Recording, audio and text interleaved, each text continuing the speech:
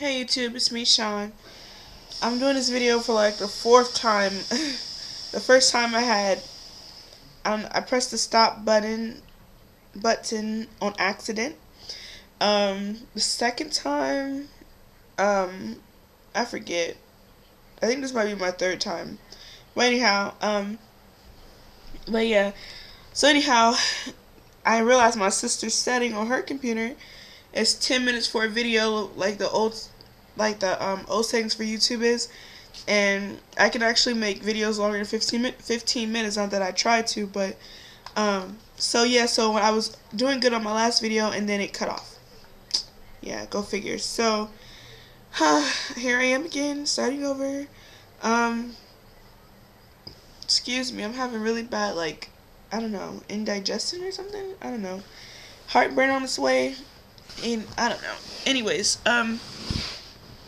so I am, I'm going to tell you guys about my pregnancy. I'm going to tell you guys about, my plans for my school, my education this fall. I'm going to tell you a little bit more about the whole situation with MJ, which is my son, Michael Jr., who I am pregnant with right now. And I'll show you guys ultrasound pictures. I haven't shown my belly yet for this pregnancy, only because of what I went through last time. So when I get further along, probably like 30 weeks, I'll show my belly. I'll start showing my belly more. Plus, I'm not really too much I'm showing, but I'm showing. It's just, I don't know. I guess I don't feel as confident to show right now. Since I started out this pregnancy a little bit heavier than I did my last pregnancy.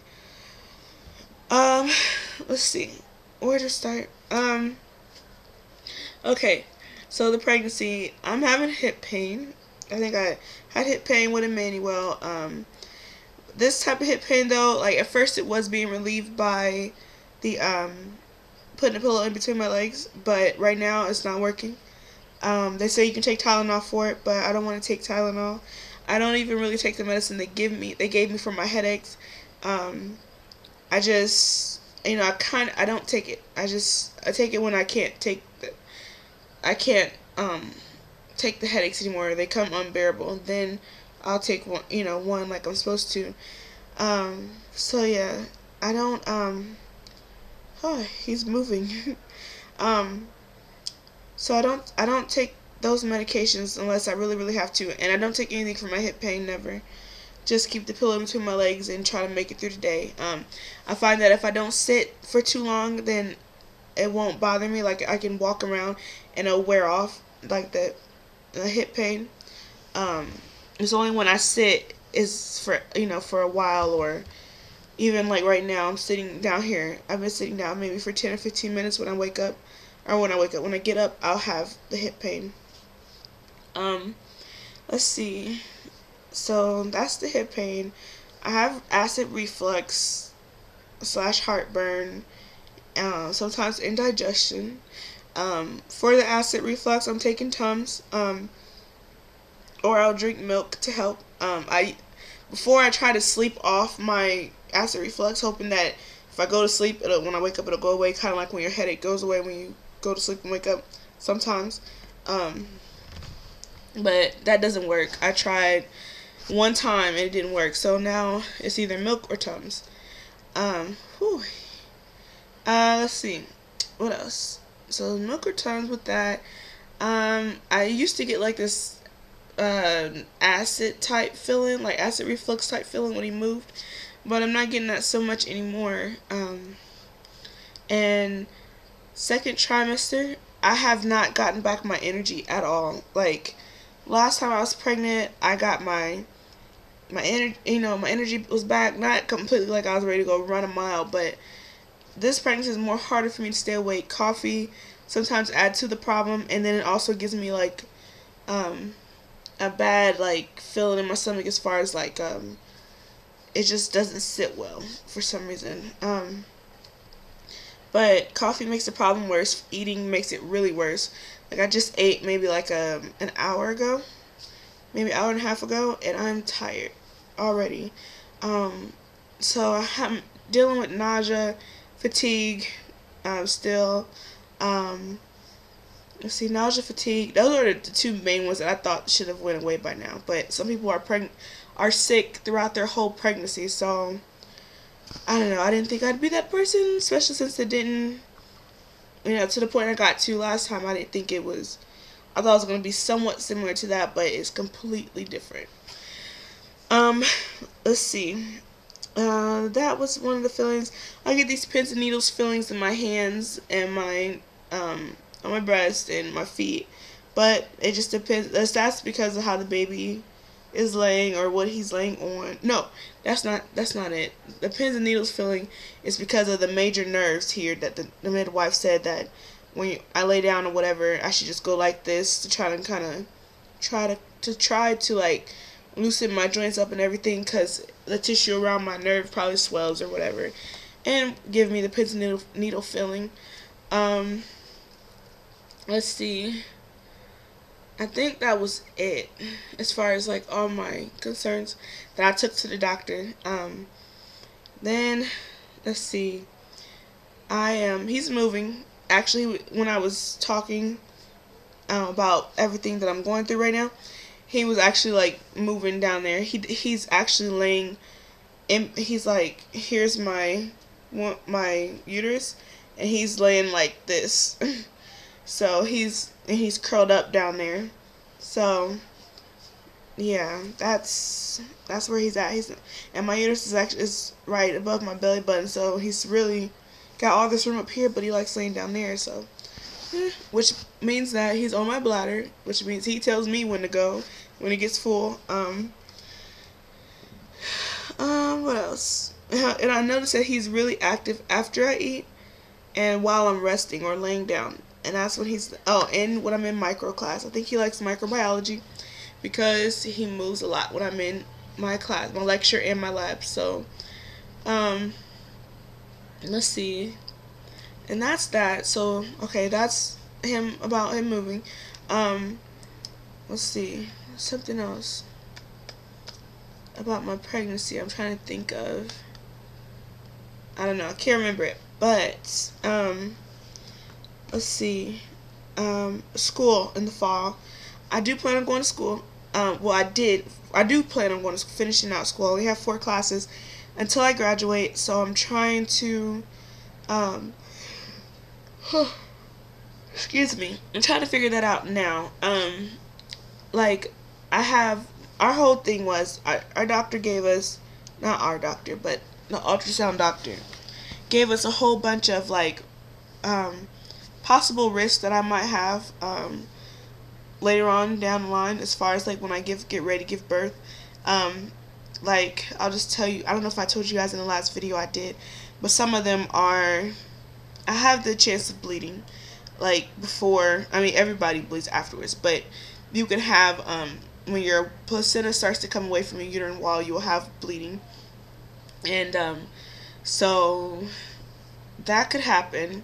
He said I also have a chance for a higher chance of having a C-section, because babies with his issue don't tolerate labor well. He said that I might have to be on bed rest toward the end. He also said that let's see. Oh, and they might have to induce. I think he said they might have to induce me early. That's the only thing I can't remember, but I might have, depending on, it depends on how he does. If he's doing okay, then they'll go out, they'll wait until my labor starts or whatever, as long as he's doing okay. But if he's not doing okay as far as like growth wise, then they're going to take him out early. I think I told you guys that in my last video, but just in case I didn't, so those are my risks for my 3rd trimester, as I get closer to his due date. And the whole issue with school is that if I go ahead and take the risk of going to school this fall, and a doctor does put me on bed rest, or something does happen as far as like me having to give birth earlier than what I plan to, and also earlier if I give birth earlier than I plan to, that could be an issue as far as school goes, and especially if I have to have a C-section. And so the thing is, like, if I go ahead and go this fall And then let's say something happens and they tell me, like, the doctors tell me, like, hey, you need to be on bed rest or whatever, or modify bed rest, whatever the case may be, or we might have to induce you early and you have to have a C-section, then that can impact me finishing up school this fall, because I can't miss 3 weeks of school. Okay, when I took the week off with Emmanuel, after I had Emmanuel, coming back, I felt like, whoa, like I was so behind. I only missed a week. I took the week off. It was Labor Day weekend. I took that week off and I came back the next week. So it's like, and another thing too is my financial aid will pay for my classes and everything, but if I have to drop out, then that money's already been paid out and I have a limited financial aid amount. So if I just jump back in January, then they'll, go ahead and I'll use my previously allotted money again for the same classes. And the school I go to is not cheap, so that's my whole issue with school right now. So I'm in the process of contacting somebody to get some answers to my questions if possible, because if they have a spot open for me in January, then I could sit out the semester and come back in January. If not, then I might have to just risk it. There's not really, like the doctor said, there's nothing that I could do personally, to help better the situation. So I'm just going to take the risk as far as, like, if he tells me, hey, you need to be on bed rest or whatever, I'll just have to take the risk and see how it goes down the line. But I'm praying that there will be a spot open for me in January, so that way I can go ahead and follow out my pregnancy and do what I need to do and bond with my baby before, going back to school in January. So, yeah. And plus I'm planning on breastfeeding. It'll be a good idea, not only from the financial aid reasons and all the other reasons I gave you before, but since I'm breastfeeding, I do need that time to, like, get established with him, as far as him learning and me figuring out how to do it and being able to feed him on demand and, keep it going. So yes, those are my my issues with that.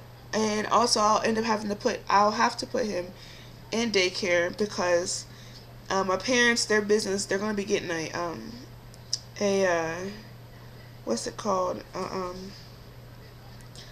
They're going to be getting a building for their business. So yeah, my mom can't babysit and when I go back to school, and so I'm going to have to put him in daycare. I'm kind of sad about that, but my church does have a daycare. I do know the lady that takes care of the infants, so that helps out a lot. But I still don't want to do it, but I have to. I got to make, some sacrifices. Got to trust some people, so that way I can make a better life for my family. So yeah. What else? So that's that. So I told you guys about the daycare situation, told you about the school situation, told you about my pregnancy and him moving. There was something else. Trying to think. I know I wanted to show you guys the proof that he's a boy. Okay. I'm not going to show all these. I did in my previous video that I tried to do, but this time I'm just going to show you guys his little "It's a Boy" ultrasound. And there it is. I don't know if you can see the words. I don't even know where the words are. Oh. It's a boy. So, yeah. No, they're not in order. Oh well. I did make a video of his room, which isn't done yet. His room isn't done yet. I did make a video on my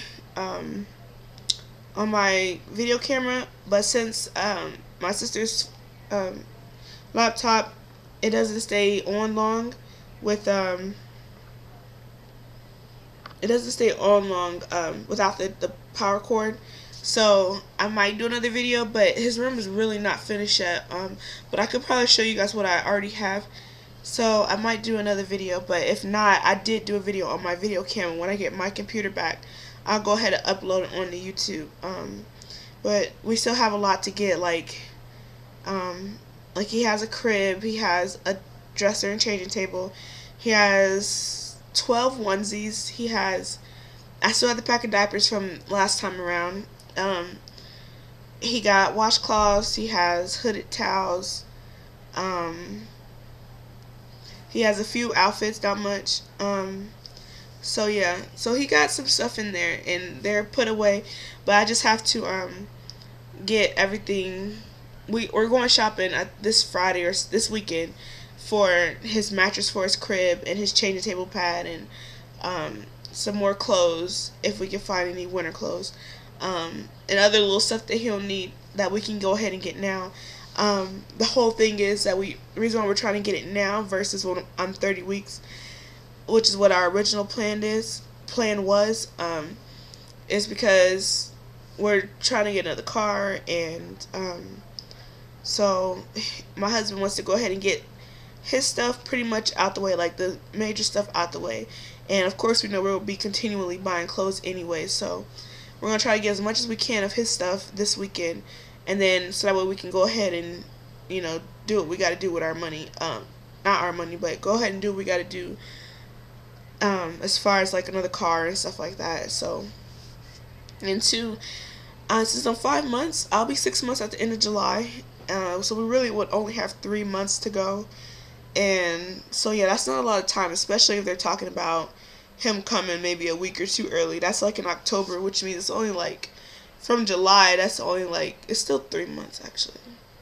Well, no, it's 3 months from July, but pregnancy wise, it's like 5 October. Wait a second.